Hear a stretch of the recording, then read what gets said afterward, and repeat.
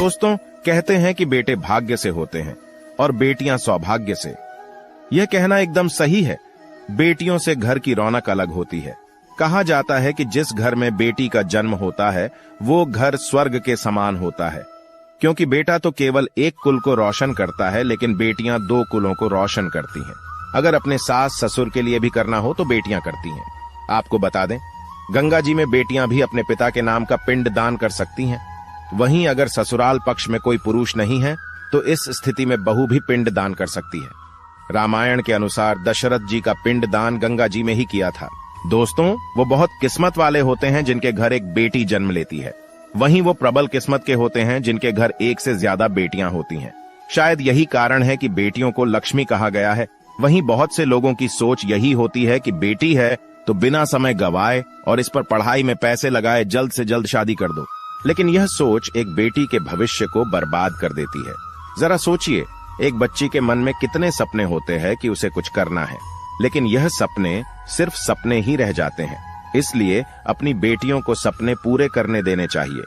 उन्हें जीवन में हर वह खुशी दें जो उन्हें मिलनी चाहिए। एक बेटे से ज्यादा एक बेटी हमेशा अपने माता पिता के लिए सोचती है। इसके साथ ही माता पिता को प्यार और अपनापन बेटी ही दिखा सकती है। बेटी के जन्म को एक जश्न की तरह मनाना चाहिए। माता पिता को बेटी को हमेशा एहसास दिलाना चाहिए कि वह कितनी खास है। दोस्तों, बेटी कभी भी बाप पर बोझ नहीं होती है।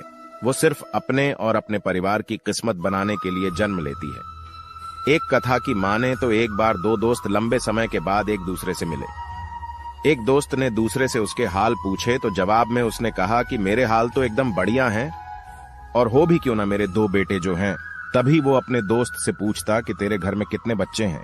दोस्त खुशी के साथ बताता कि मेरे घर में 2 बेटियां हैं। उसका दोस्त भगवान का शुक्रिया अदा करता हुआ कहता कि धन्य है उसके घर बेटियां नहीं। यह सुनकर बेटियों के पिता की आंखों में आंसू आ गए।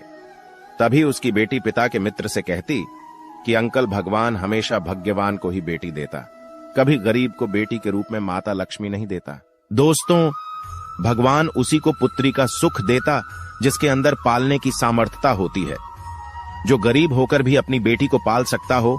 एक बार स्वामी विवेकानंद वैष्णो देवी की सीढ़ियां चढ़ रहे थे। बगल से एक किसान अपनी बेटी को कंधे में बिठाए चढ़ाई चढ़ रहा था। तभी स्वामी विवेकानंद ने कहा कि बाबा, आपकी बेटी का बोझा आपको लग रहा होगा, इसको मैं उठा लेता हूं और माता वैष्णो के दरबार तक लिए चलता हूं। तब किसान ने स्वामी विवेकानंद से कहा कि बेटी कभी भी बाप के कंधे पर बोझ नहीं होती। बेटियां अगर बाप के कंधे पर हो तो वो हर बोझ को हल्का कर देती हैं।